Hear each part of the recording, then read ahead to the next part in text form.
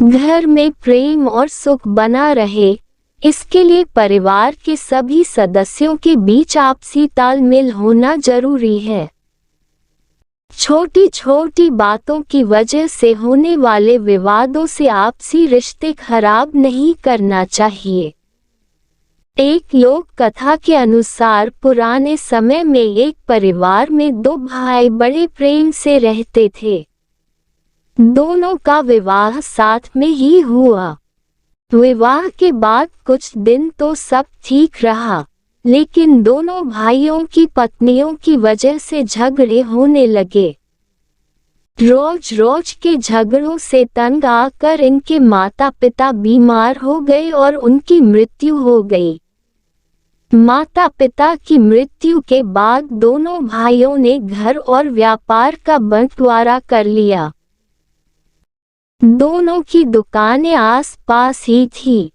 दोनों भाई रोज अपनी अपनी दुकान आते, लेकिन एक दूसरे से बात नहीं करते थे। इसी तरह कई साल निकल गए। छोटे भाई की लड़की का विवाह तय हो गया। उसकी पत्नी ने कहा कि बड़े भाई को भी विवाह में बुलाना चाहिए।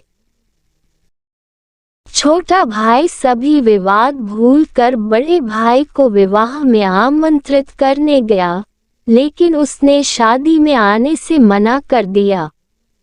इस बात से छोटा भाई बहुत दुखी था। तभी उसे मालूम हुआ कि उसका भाई किसी संत के प्रवचन सुनने जाता है। वह भी संत के पहुंच गया और पूरी बात बता दी।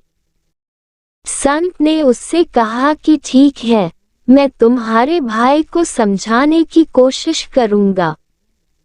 जब बड़ा भाई संत के पास पहुंचा तो संत ने उसे छोटे भाई के यहाँ विवाह में जाने के लिए कहा। तब बड़े भाई ने कहा कि मैं अपने भाई से नाराज हूँ, उसने मुझसे झगड़ा किया था। तब संत ने उससे कहा कि अच्छा ये बताओ, मैंने पिछले सप्ताह सत्संग में कौन सी कथा सुनाई थी? वह व्यक्ति बोला कि गुरुजी आजकल काम बहुत बढ़ गया है, उसके बाद घर की परेशानियां, ऐसे में मुझे पिछले सप्ताह के सत्संग की बातें मैं भूल गया हूँ।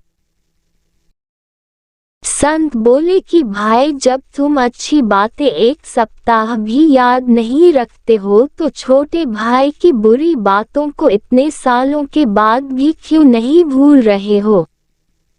परिवार में अच्छी बुरी बातें होती रहती हैं, लेकिन अच्छी बातों को याद रखना चाहिए और बुरी बातों को भूल जाना चाहिए। तभी परिवार में प्रेम और सुख बना रहता है। बड़े भाई को अपनी गलती समझ आ गई।